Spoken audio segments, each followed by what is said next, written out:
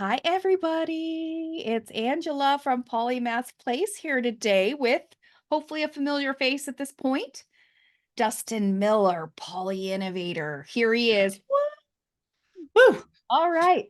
So to get started, in case anybody is not familiar with who you are or your background or what you do, can you just tell us a little bit about yourself and what you're passionate about? Yeah, I am Dustin Polyinnovator. I create content around polymathy, but also knowledge management. And so, knowledge management is this organization of all your data and information, who you are, kind of like a life OS. So, what I do is knowledge management for polymaths. And so that way you can help organize your multidisciplinary life. And people who follow this channel, they know what a polymath is, but knowledge management might be a little bit out of their range. So, we can get into that a little bit later. I also have different subtopics that I do.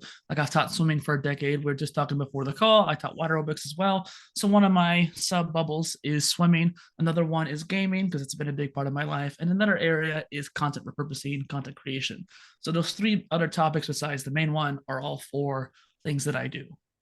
Cool. And how did you remember how we met originally? Was it on I think LinkedIn? I reached out.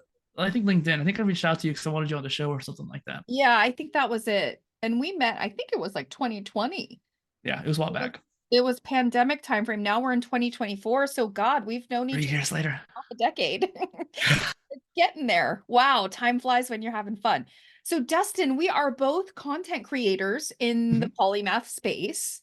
And so I kind of just want to highlight all the work you've done. You've really been prolific in the amount of content you've created, interviewing polymaths and people in the polymathy space. You've heard so many stories. And so I'd love to just jam on that for a while. Um, Yeah.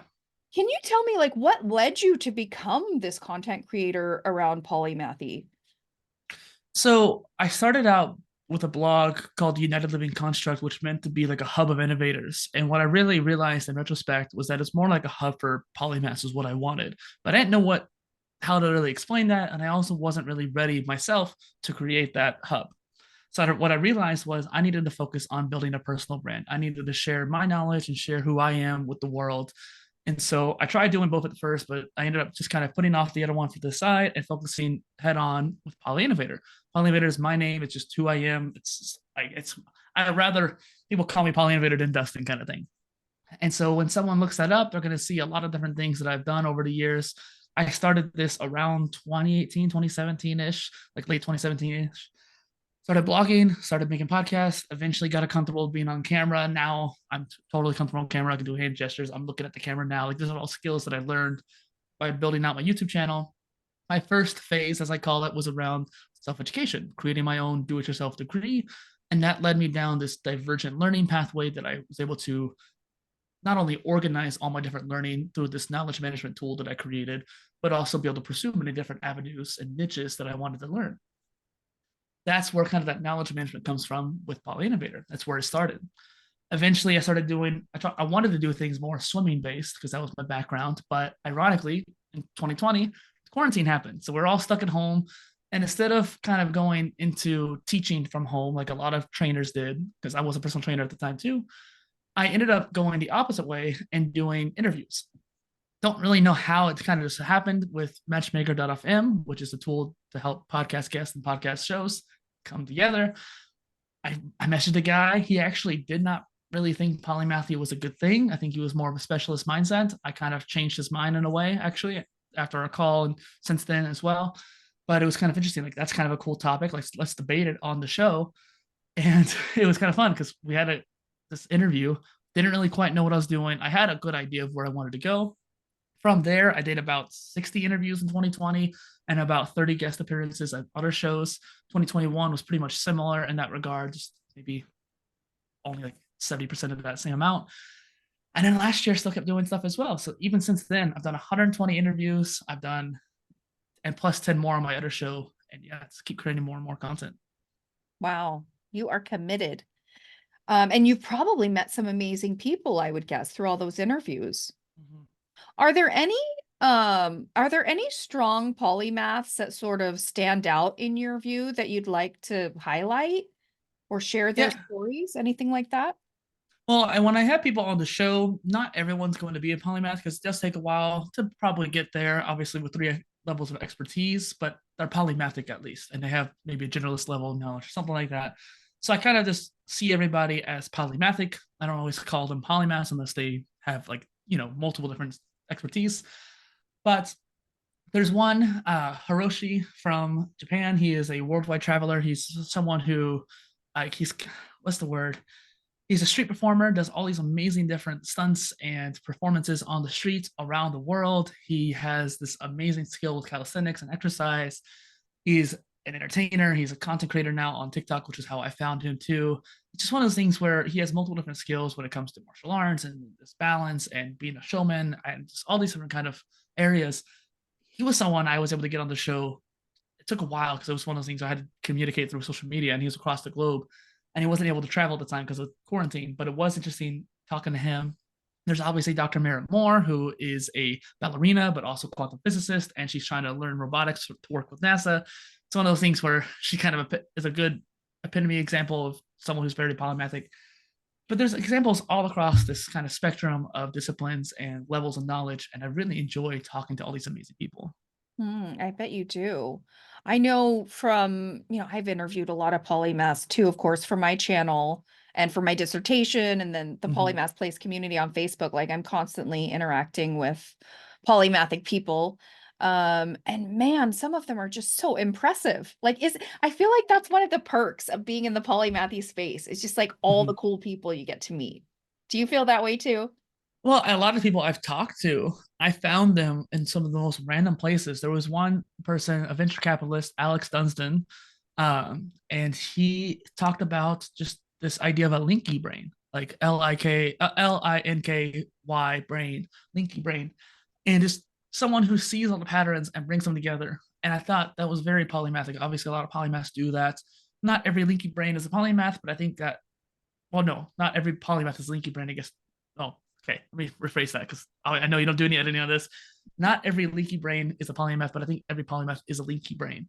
And Yes. it's one of those things where we see the patterns, we see the connections, and I wanted to have him on the show. Having him on with an exciting experience, he definitely added a lot to it. And I feel like every guest that's come on the show, I'm not super picky, but I try to be at least somewhat careful. I vet the guests before they come on, make sure they're actually ready to have like something to offer the audience. Because I feel like each person has offered some sort of lesson. I may not be able to think of it on top of my head, but I know that for a fact that like everyone's brought something to the table. hmm Yeah, and I just want to give you like credit, for creating all this content in a really dedicated, methodical, like professional way for years now.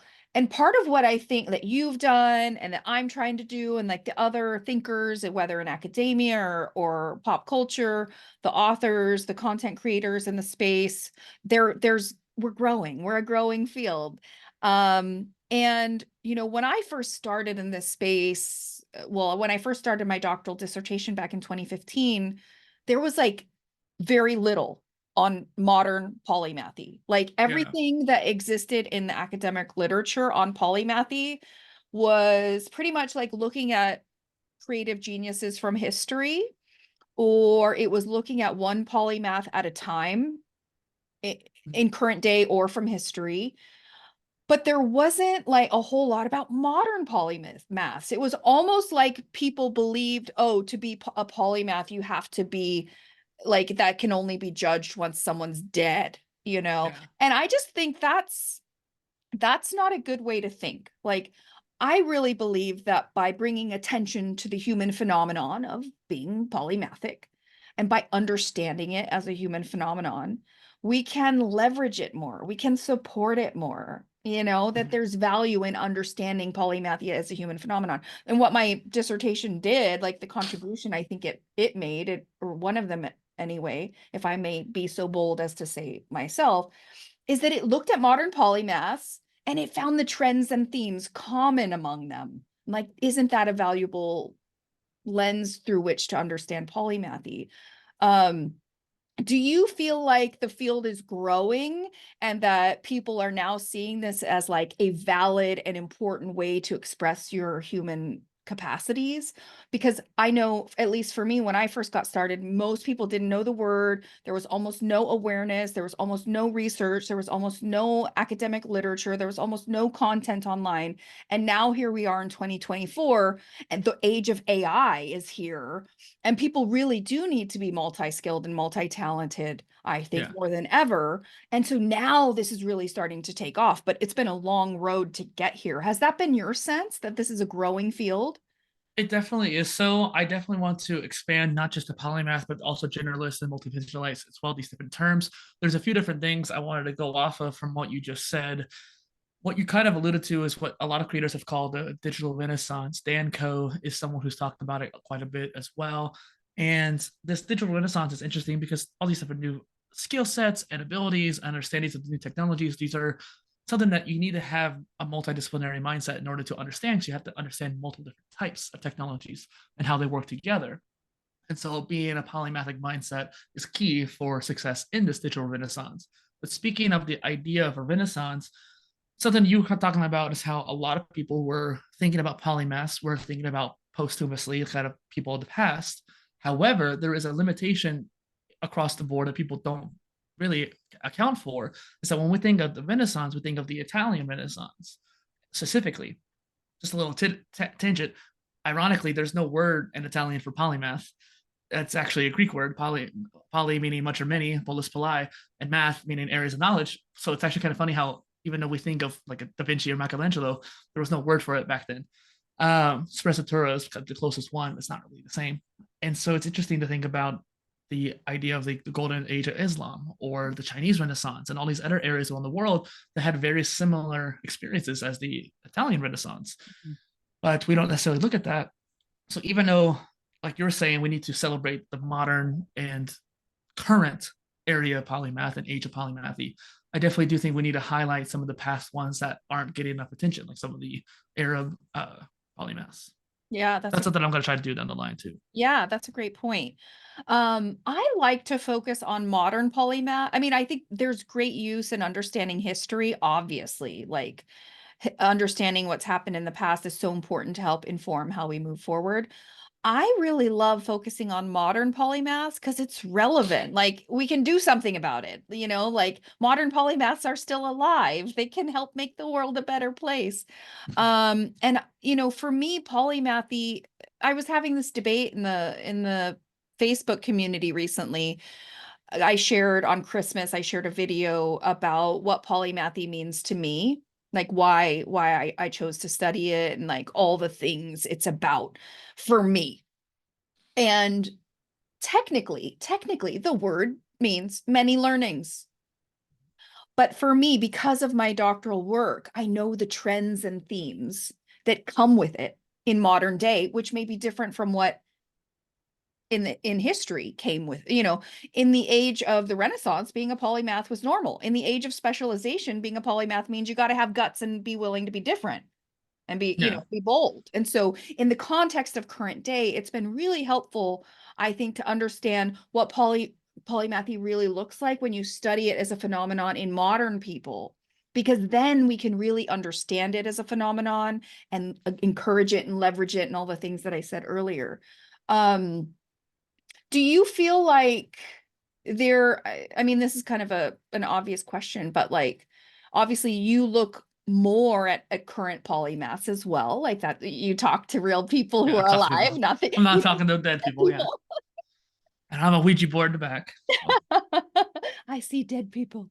Um, Yeah, I mean, do you feel like I do that there's value in if you want to produce more polymaths or to support polymathic expression in current day, that there's value in like really understanding that audience. And that's part of what you've done. I mean, you've sort of done your own doctoral level study interviewing like 100 people or more than that, who are polymathic in current day. And so what are the first of all, do you agree that like, yeah, we need to study current people because, studying people, keeping it relegated to history is not really helpful. Like it needs to be yeah, something that's in current day.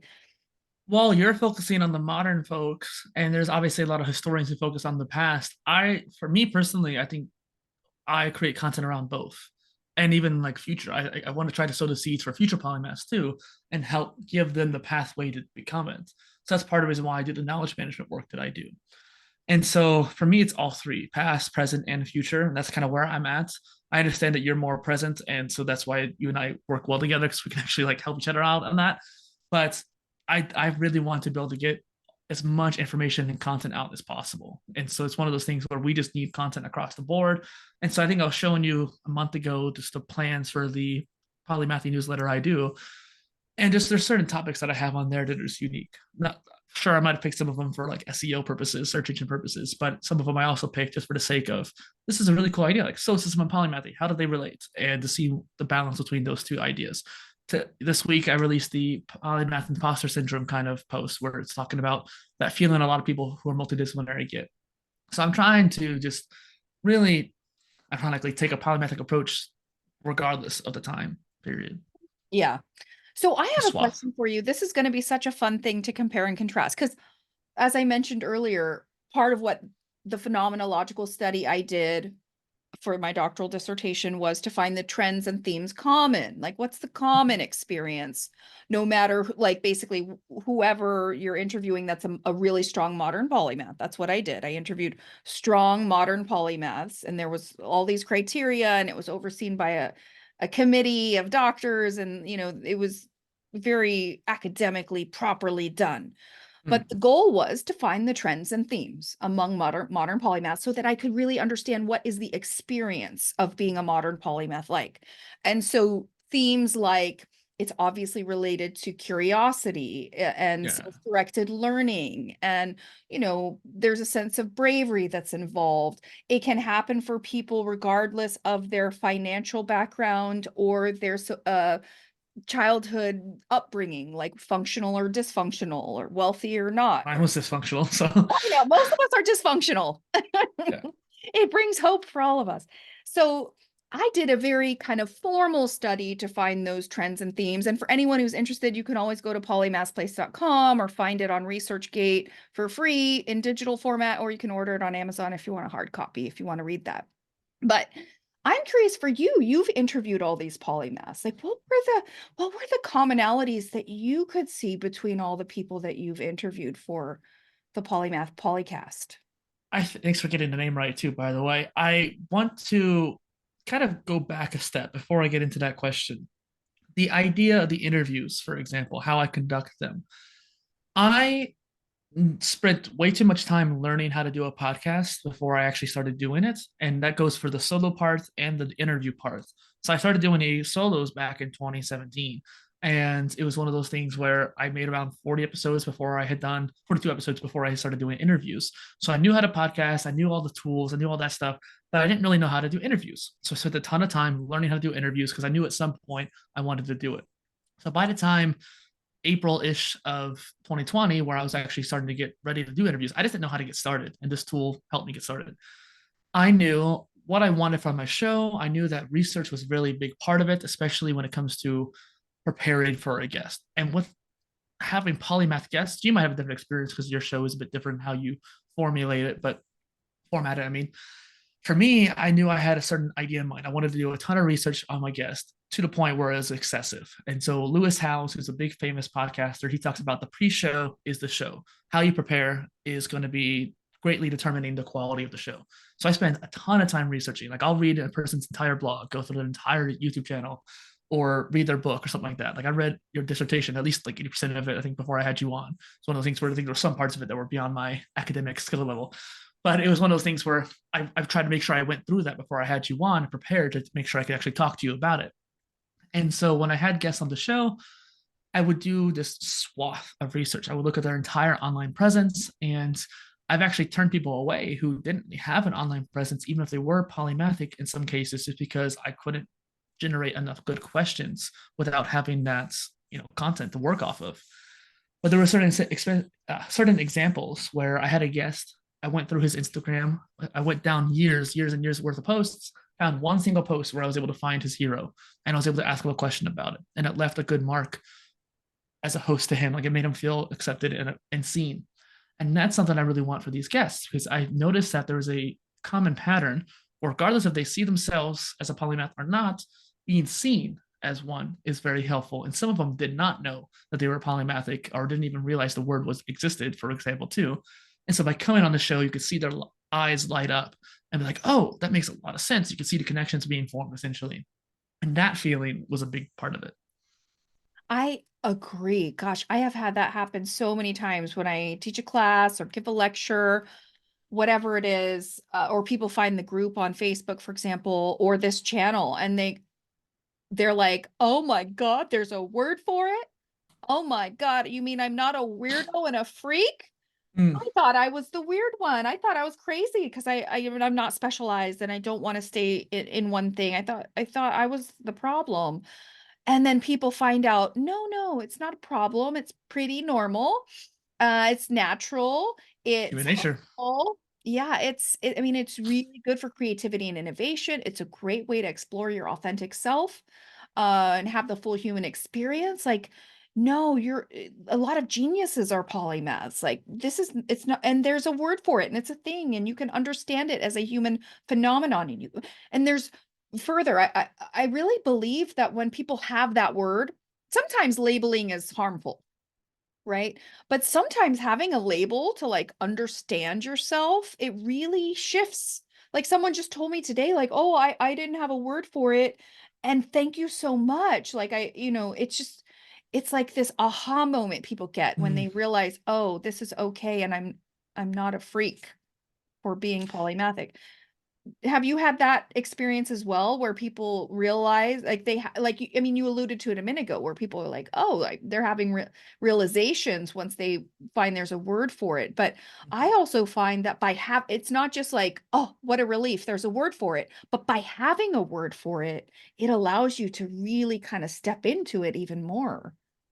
And it's speaking of words, this is one of the topics we were wanting to talk about today. There's a lot of words out there that people kind of attach to.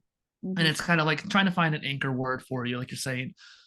You and I both agreed, I think polymath is the best one to kind of attach to. It's just because I think it's the most detailed, the most almost like concrete, if you will. It's like a multi-specialist. You kind of get what it is. Like once you understand the word and you know what it means, you understand what it is for the most part. Whereas when you think of generalist, we were talking to Barry before, and Barry was even saying how generalist, what does that mean? Just the opposite of a specialist, right? There's not much detail to it. Renaissance person, you kind of think, okay, cool. It's like someone from the Renaissance period, someone who knows everything. That's kind of what most people think. They knows everything. And then there's things like T-shaped. Well, T-shape's kind of interesting, but it's kind of like marketing, I guess. But people don't realize that T-shaped is essentially a jack of all trades with one specialty. When you kind of get that context, it gets kind of interesting. What's a jack of all trades? Master of none. People always think of that first part of the phrase, and so there's a negative connotation towards it. So they don't like the phrase jack of all trades. But when he continues, but oftentimes better than a master of one, you get that full context, as you know. But just for the audience sake, when you get that full context, jack of all trades becomes this more tangible. Okay, this actually kind of is good. Like transcontextual thinking is a theme. I kind of get it more. There's also multi-potentialite too, with potential to do many different things. All these different terms people anchor to.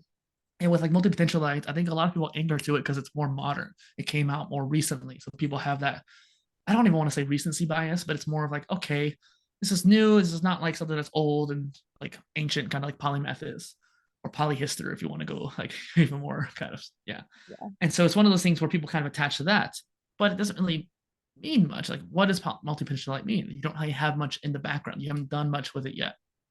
Jack of all trades is kind of where I was thinking, okay, you've done some things. You're actually pretty skilled at some of them, like novice and maybe beginner levels in many different areas, 5 to 8. That's kind of where I'm thinking at. Then you have the generalist, which is more medium, like maybe 3 to 5, maybe 6 areas of skills, but you're getting more medium level. I think Renaissance person really kind of sticks in there too. Like you're trying to know everything. You might still be wide ranging, but you spent more time learning things, more journeyman level. Then you have polymath. Yeah. And that's Hmm. kind of the scale there. And that spectrum of these terms is what I created to help people anchor themselves and find where they're at. Yeah, exactly. Like any human phenomenon, like the level of breadth and depth and expertise and understanding and integration, like it's all relative and can be developed over time. And so, multi-potential, I would say, is at the far end of the spectrum, and polymath is at the other.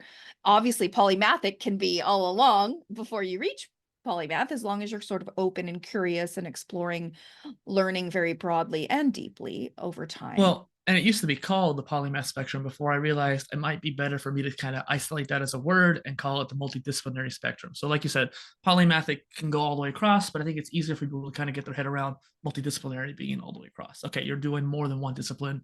Cool. That can go for any of these words. Yeah. Multi-potentialite, and Emily Wapnick has done a great job like spreading awareness with her TED Talk and her book and her putty verse. I've never been a part of it, but I'm glad that she's doing that work. But yeah, for me, multi-potentialite, what does it say? It's many potentials. It's Yeah. potential. It's not realization. It's not putting in the effort necessarily. It's just potential. So even if someone who identifies as a multi-potentialite is pursuing that in an active way, it doesn't get to the level of excellence. Because part of why I chose the word polymath is because I really wanted. I'm an aspiring polymath myself, right? And I want to be a Renaissance woman when I grow up. And so part of why I went with the word polymath, even though I had never heard of it, when I found it, I was like, Mm-hmm. no, I'm not using it. I've never heard of it. It's weird. It's old. No. But then eventually I realized, oh, this is the word I have to use because there's no better one to get at the level of excellence across design Well, that I was aspiring to myself. I would definitely consider both of us to be like proto polymaths, as I call it. And so that way, it kind of lacks that ego that people associate with polymathy for some reason. Like, I get why people do it, but that's not the point. That's not the reason why we're doing it, obviously. But having a proto polymath as the name, I think, is really interesting. That way, it shows, like, hey, I still think I'm on this journey. I'm still trying to work towards that goal. I think that's helpful. And I definitely want to shout out Perry Knoppert with his octopus movement. I think he's doing a really good job at opening the idea of multi-potentialites to a wider audience and just kind of helping people realize they're more generalists. And that's sort of thing. They're gonna realize they're generalists, and they're gonna realize, okay, I'm multi expert, not just generalist, multidisciplinary. I'm an expert in many fields. Okay, I'm a polymath. And so that's kind of the train of thought I think people are gonna go through at some point. Yeah. Can we talk about for a minute sort of the elitism that can be associated with the word polymath? Okay. Um, so polymath for most of human history, polymath was associated with like, someone who's an eminent creative genius. And that's what was written about was like the historic figures who were considered polymaths, usually Franklin, Da they Vinci. Yeah. exactly. And so when you think about polymathy like that, it's like, oh, that's only for the special people. Like that's inaccessible. I'm not going to be a Da Vinci. None of us are ever going to be a Da Vinci. He was a one of a kind, he died over 500 years ago and we're still talking about him. There are so many great historic human beings who changed the course of history who were polymaths, right? And so it's been associated with this idea of almost godlike humans. Like they're famous, they're historic. We still talk about them hundreds of years after they're gone. And that version of polymathy to me is just sort of not that productive because we live in current day. We're here. We were talking about this earlier. There's something useful about making it accessible so real people can understand it and step into it more, right? I agree. What I kind of think of the idea of like Da Vinci, for example, obviously during the Renaissance, they were Renaissance people. That's why we have that term, Renaissance people, because people like that. And that idea of a Renaissance person is to know everything. Because at the time, you theoretically could know everything there was to know because knowledge was still limited at that point. There were still multiple different disciplines, and obviously science was still kind of budding, but it was one of those things where science was still a thing, and you had to learn physics and stuff like that. And it's one of those things where you could theoretically be like Da Vinci, knowing 15 different expertise, like expert level areas, sure. And you can still do that today, I think, at this point with the advent of the internet and that kind of thing. The point of whether or not you should is a different story, but we don't have to get to that just yet. But this Renaissance person knowing everything, being a universalist, that's kind of something that I think is why people have that ego or the hard to attain mindset, because that's kind of the universalist polymath. So I have this proto polymath as a start, polymath, and universalist polymath as the scale. And what we're talking about is making the middle polymath more accessible, because it is accessible. It's something you can do. Being a multi specialist, 3 more areas of expertise, boom, that's 3 areas. you don't even need 10,000 hours to become an expert. You could, if you have deliberate practice, it could be as low as 8, for example. Even Malcolm Gladwell, who popularized the 10,000 hours, went back on his statement after talking to David Epstein from Range. And so it's one of those things where it's more accessible. I still think universalist polymath is still attainable. It's one of those things where if that's your goal, then you could attain it, but it's not something that's going to happen naturally. And Da Vinci, he did it, I guess you could say naturally, because that was just what he did at the time, but he was so much of an outlier, right? Also, I do disagree. I'm going to become a next Da Vinci, okay? That's a little bit of ego there, but Uh, so, you're reminding me there are some other, like you've done a great job of highlighting some of the related terms on the spectrum. There are some other terms that are also sort of get at this concept of being very versatile and broad and holistic. And one of them, is being a universal man, Homo mm, universalis in Latin, or comprehensivist thinking, or yeah. systems thinking. What comes up for you when you think of comprehensivism or comprehensivist thinking or systems thinking? So systems thinking, I don't think really applies to this because that's pretty much everybody who's on the spectrum is going to be a systems thinker to some degree. I think if you're more on the earlier end of the spectrum, you may not be. It might not be the case. But in order to level up into the more higher areas of like, okay, you're a multi-specialist, you're going to need to understand multiple systems to become a multi-specialist. That's just where I'm thinking from what we're talking about here. I don't think that really applies to the spectrum per se, is what I'm saying. But when it comes to something like comprehensivist, I think that that is sort of the level of being a generalist and it's kind of being comprehensive across the board. Comprehensive could also be polymath. It's kind of this in that little range towards the middle to the far. But then you said Homo universalis. That's kind of the universalist kind of thing. It's one of those things where it's comprehensive about everything. If that will.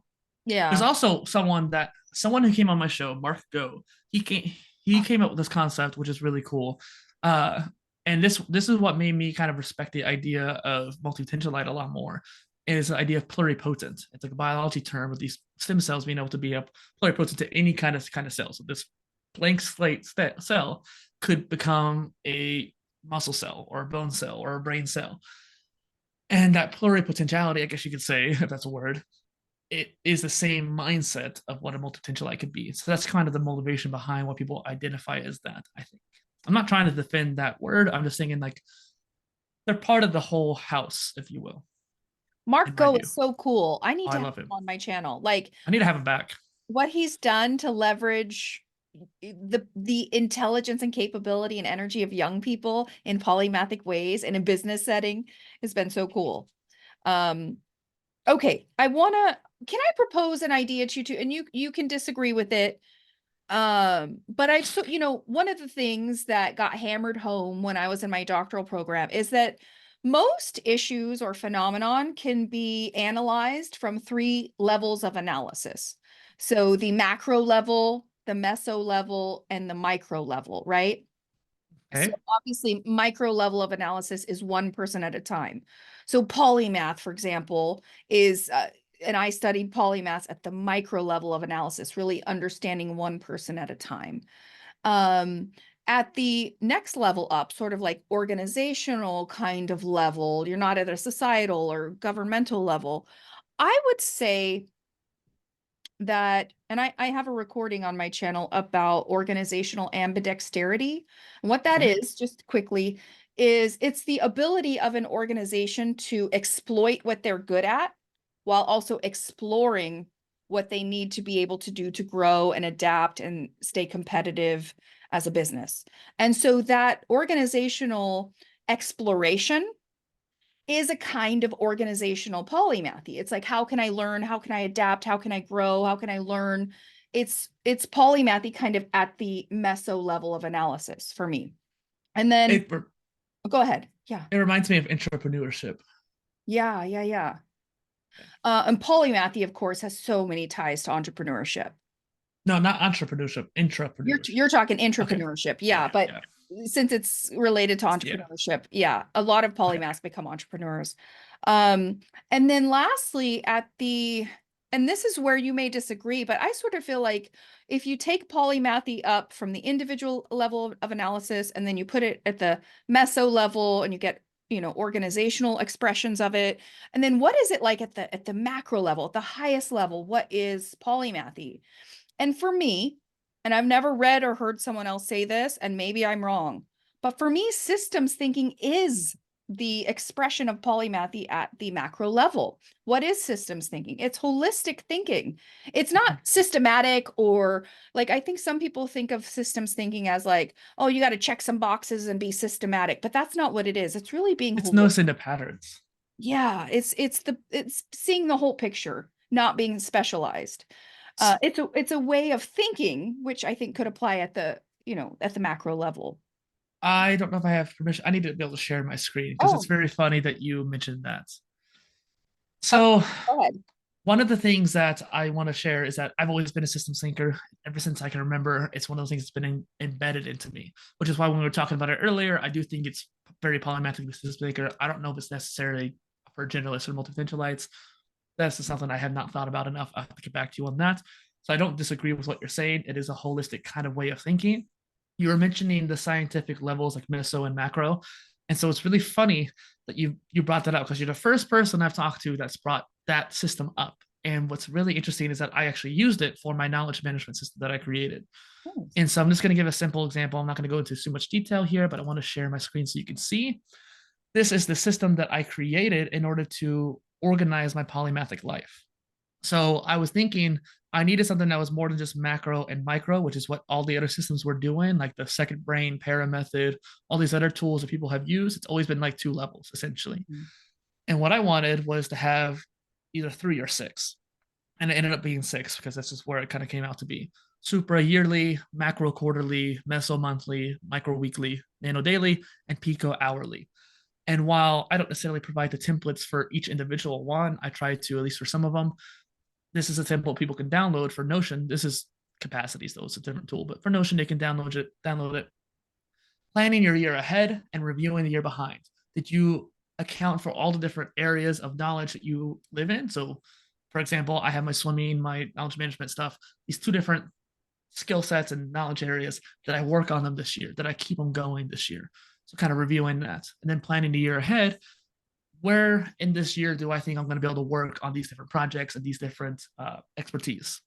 Then you go down to quarterly, and it's more of an alignment kind of period. So every quarter, you kind of align yourself. Is what I'm doing towards what I want to have in my life? You have the four pillars, which is something I created: the mind, body, spirit, and emotions.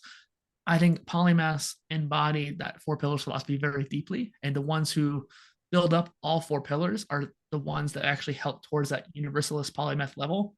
I'm getting into the weeds here, Angela, but It's okay. I think in order to get from polymath to universalist polymath, I think you have to really optimize that four pillars, which is what Da Vinci did. They say that Da Vinci, for example, was super buff even up until like his later years, his like twilight years. Even he could bend an iron bar with his bare hands, kind of thing. Mm. Next is monthly level goals, projects, and phases. Goals and projects are pretty self-explanatory, but phases are something that I came up with to kind of have a different word for our expertise. So every area of expertise that you have. So let's say for my first one is the polymath stuff, the swimming stuff, the gaming stuff. These are all different phases. They may interleave. They may be serialized one after the other. It really depends on you and kind of understanding where you are in life. So last year in 2023, I went into the year knowing that I was going to have to juggle between three or four of them. Whereas the years before, I would do one or two phases at a time to kind of focus myself. And I think that's something that I've talked a lot about on my newsletters is focus of a polymath and what does that mean? Weekly is tracking, organizing, and just kind of keeping track of people who you're in contact with. Then you have the daily, which is what I spent the most time in, input and output, which we can talk about. The input being that self-learning, the modular degree, the output being my content and what I'm producing in the world, like your dissertation, for example. And then you have the habits and time blocking, which is time management, which is a whole meta rabbit hole we can go down, at least another Well, day. I A lot wish to take in. I wish I was as organized as you. A lot of polymaths struggle with time management. I mean, this was one of the themes I heard from them is like some people can get by with less sleep and some people just can't. And a lot of people just eat into their sleep time to do more productive stuff or learning opportunities. And I need sleep and I'm stretched thin. I have a young child. I travel constantly. I, I I know this sounds boastful, but it's just the fact of it. I'm running like 5 businesses and 3 industries, and I need to be more organized. So thank you for inspiring me to do a better job of that. Well, Would this is what I do. That's why my main niche is knowledge management for Polymath is to help Yeah. people either use my system or use a similar system, regardless of what they. It's really what individualized. Like, what do you need? This system I made for Polymath. So my issue was the second brain by Tiago Forte, who created or popularized the para method. I didn't like that method because it was made before all these tools came out that didn't really apply to polymaths and didn't really apply towards these systems, these tools that came out. And then there's other methodologies out there too. But again, they either came out like Zettelkasten came out like 8 years ago. It's just not made for the modern day. And I made something for the modern day, Yeah, that's awesome. for the modern day Great. polymath. Yeah, it's a great thing to be organized. I struggle with this because when you're so busy, it's like, oh my God, do I take the time to get organized or do I just keep working? And I've tried so many different ways of keeping organized. In fact, on the other side of my office doors right here, there's a big sheets of paper with post-it notes all over it because I've And got this replaces that system, is what I'm saying too. yeah, yeah, I really do need to like get into Notion has been recommended to me by a number of polymaths as a good way to stay organized. I've got to figure that out. Would you like to share anything else about your knowledge management stuff? Ironically, I am mixed on Notion now. I used Notion for half a decade, actually. I used it for half a decade, even better half of a decade. And last year, I spent an egregious amount of time moving from Notion to Obsidian, which is a local tool. It's like a note taking tool. That is another thing that people might use because it's nice to have something on your computer. But then I wasn't able to plan my content out very well in it. Like if it wasn't for that, I would have loved Notion. I mean, not Notion, Obsidian, I mean. Um, and then I moved to what you just saw, which was capacities. Capacities is interesting because it allows you to organize based on objects. So I have a content object, and then underneath that, I have different collections for that object. Each collection is a different series or a video or podcast, different kind of tags for organizing those databases. And it allows you to view people or view things differently. You could also do people too, like a people database. Mm-hmm. So it's just the way you organize information in capacities, I find is better than Notion, despite the fact I made a system that's pretty similar in both. This happens to me a lot of time. Like even with basic computer files, I'm like, I didn't organize it. Where the heck is it? And then I have to spend time because I Mm-hmm. spend time organizing on the front end or do I spend time trying to find stuff on the back end? So I struggle with that for sure. One other thing I've really not talked about with anybody in the polymathy space is just how important just energy management is too. And I know you used to be a personal trainer and you've worked in the fitness industry for a long time. Do you have any thoughts on like how important it is to be like physically and mentally healthy in order to achieve all your goals? Do you want to say anything on that? I already did earlier with the 4 pillars, but I'll touch on Mhm. that again. The Yeah. 4 pillars, the mind, body, spirit, and emotions, those are your main aspects of life. If they are not maintained, those pillars will crumble and fall. And when one pillar falls, the other ones are soon to fall after that. But when you build one pillar up and make it stronger, it does help the other pillars too. That's why I like using that pillars analogy because it allows you to kind of visualize what are the aspects of my life that are being built up and what are the ones that are being built down. So when you're getting unhealthy, not eating well, your energy levels are going to be lower, your body pillar is going to suffer, and eventually your health will suffer too. Same thing goes for your mental health too. If you're not taking care of yourself, introspection, walking, taking care of your actual mind, training your mind, learning. I was, I saw a tweet earlier today by I think it was a Peter Diamandis, someone like that, a famous entrepreneur. Yeah, and he was talking about how colleges being a 4 year experience, learning does not stop after 4 years. It should be a lifelong thing. And you and I both obviously agreed to that, but that's very integral to the mind pillar. If you don't keep learning, your mind is going to essentially atrophy like a muscle. Yes. And that's like one of the leading causes, I think, of like Alzheimer's and dementia, is because they stopped getting that neuroplasticity. Hmm. And the same thing goes for, I think, arthritis too. I spent a ton of time with people of the more geriatric age. And the way I kind of view arthritis is kind of like rusty joints, like rusty gears. If you have a gear in the middle of two different joints and it starts to rust, it's because it's not getting used. It's not being first off oiled. It's not getting enough like lubrication, but it's also not getting used enough to keep moving. And so when you stop exercising, your joints start to get stiff like that. You're probably not hydrated enough either, so you're not getting the lubrication for your joints. These are all things that contribute to your overall holistic life. And that's very integral. That's why I was saying that that's the key difference for a lot of polymaths versus universalist polymaths, because you have to maintain your life too in order to get to that, to have enough time to get to that point too. Mhm. Yeah, I was just thinking about this today, actually.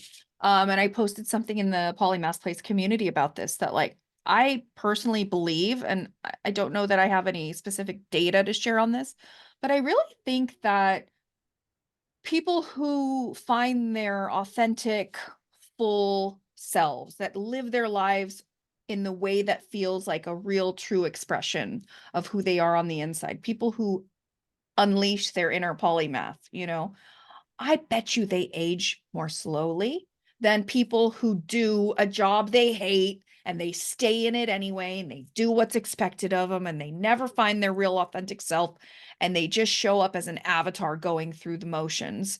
They're going to age worse, I'm pretty sure. Look at the Okinawans, the place in the world with the The blue most 100-year zones? old people. Yeah. And the reason being is because the Japanese concept of ikigai, your reason for being. If you're working towards your reason for being, you're going to be much more motivated, much more healthy, much more energetic towards that life.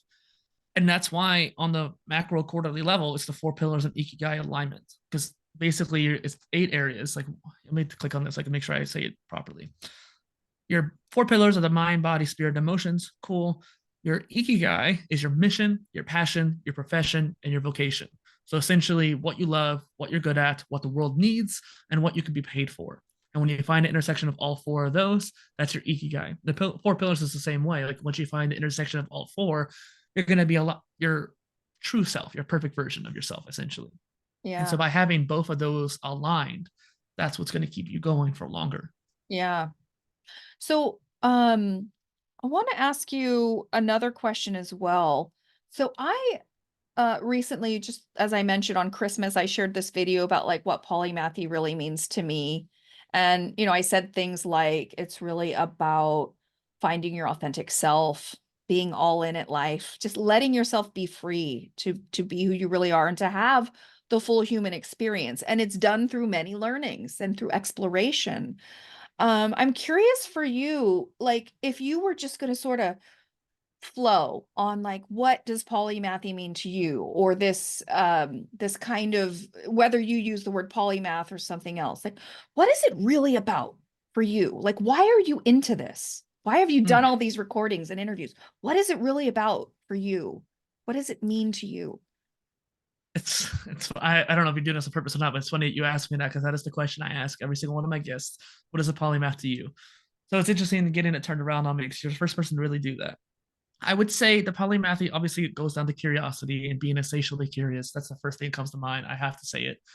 And it started out with an obsession towards Da Vinci. He was the person I looked up to as even in middle school and kind of wanting to be that next Da Vinci, if you will. I wanted to be that next person. That's where it really draws that attention for me.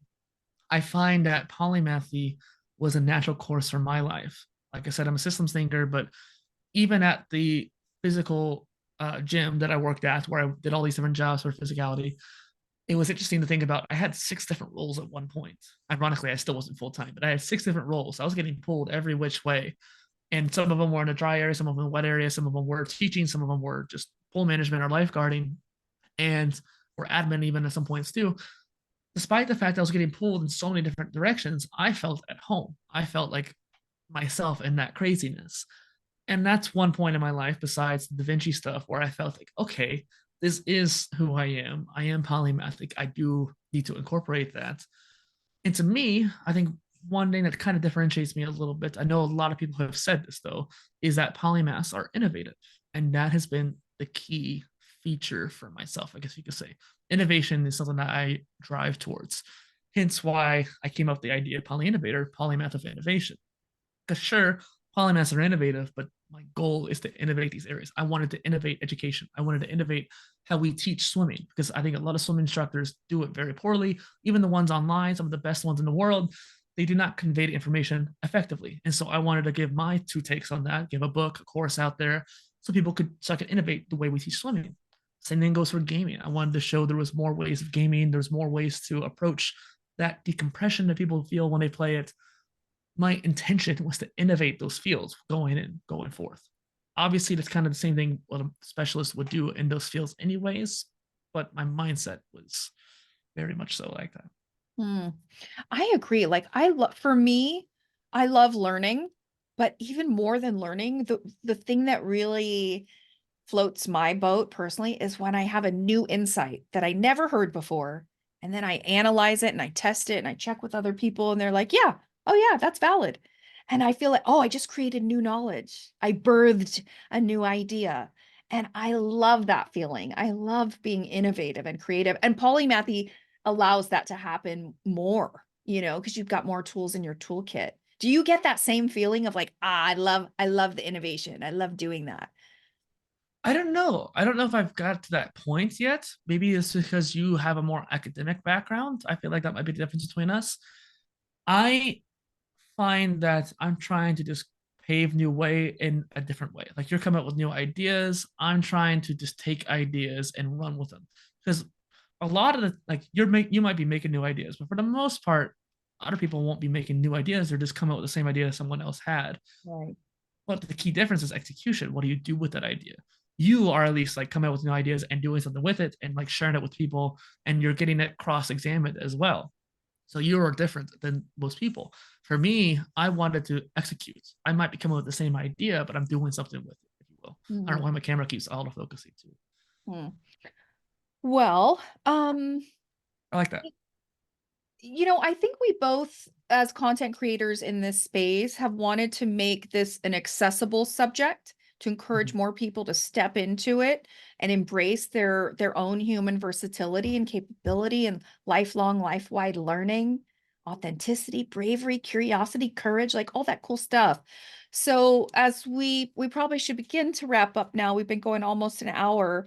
Do you have any like words of encouragement that, and you've talked to so many polymaths over the years, and there may be many people listening or watching who aren't at the same level as people you've had on the show, or are still kind of getting comfortable with this concept and reflecting on their own lives with polymathy as a lens they can use to understand their own experiences.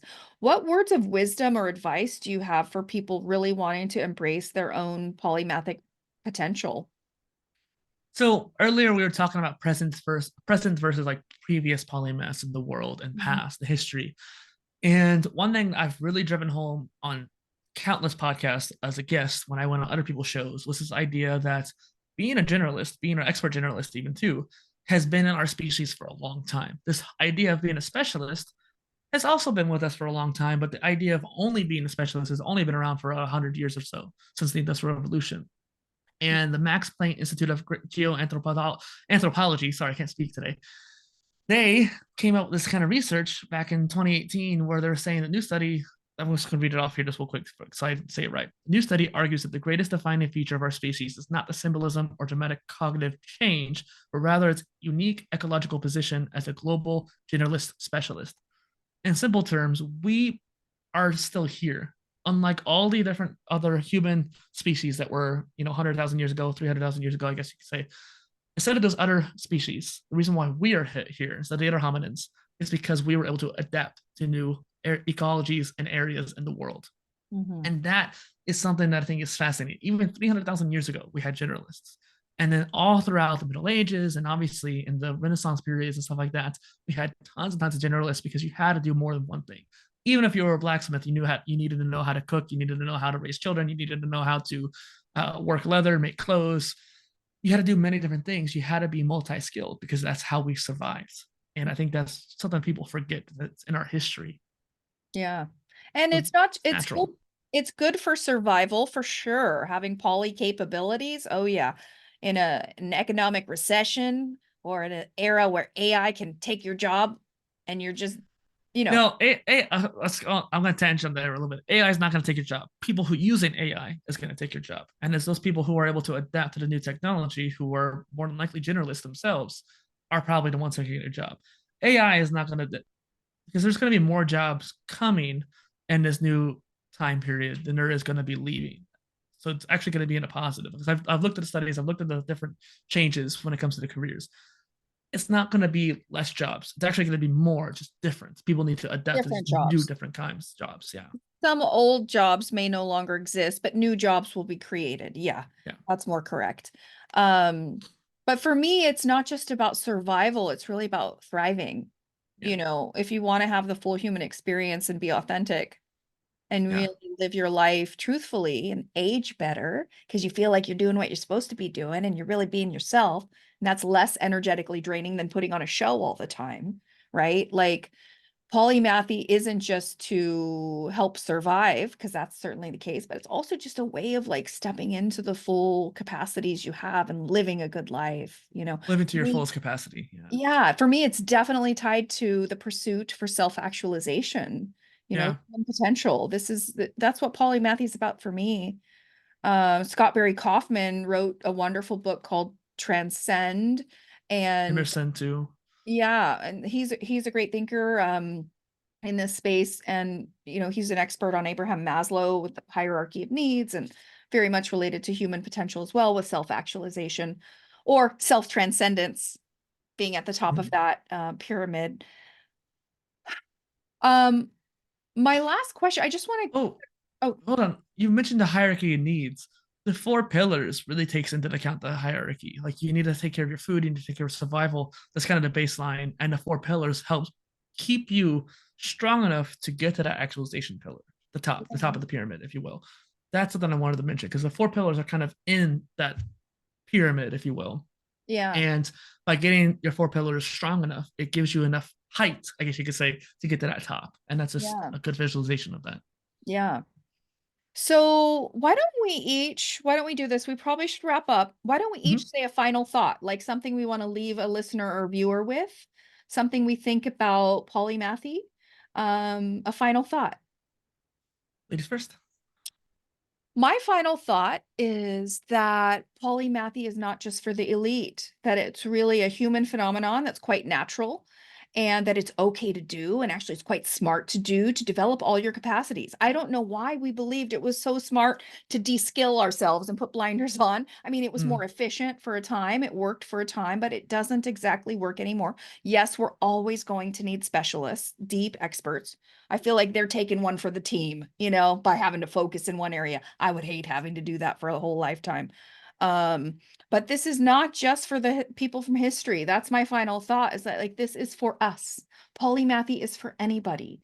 You can step into your capacity. And I mean, unless for people who have learning disabilities, okay, maybe not. But for anyone who can learn, you can choose to step into and embrace and leverage and experience all the enriching benefits that Mhm. living your life in a polymathic way can do for you. So I just want to encourage anyone hearing this to do that for yourself, to give yourself permission and to give yourself the gift to be all that you can be in your life.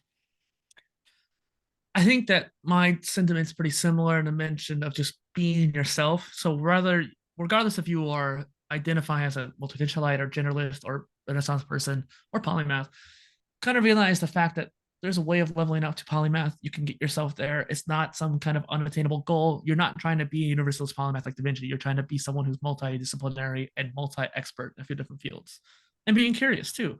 I think there's actually talking to you made me think about the idea of like bimass or trimass. You were talking about specialists taking one for the team. I think a lot of specialists are actually becoming dual specialists, and in doing so they get like nanotechnology and biotechnology. Yeah, they have two different fields in order to work that unified field, a new field. So Mhm. yes, they are specialists at the end, but they have to have two specialties to get to that point. And Mhm. so I think that's going to be a common thing. But it almost makes me think of like a trimath, someone who's like three different disciplines, but not quite a polymath yet, because they're missing that insatiable curiosity. They're missing the more wide ranging aspect behind it too. And so, regardless of where you're at, knowing that there's another level to level up to and attain a new version of yourself. Yeah, and it's a journey, it's a life project. That's what Mike Laraki has called it. It's a life project to explore all your capacities. And who doesn't want to be capable? That's why Yeah. I was drawn to polymathy, because I've always just been drawn to people who like can do, they can set their mind to something and get it done, and they can learn their way to solutions rather than languishing in problems. So that's the kind of person I want to be. And who doesn't want to be that kind of Yeah. person? Like who doesn't?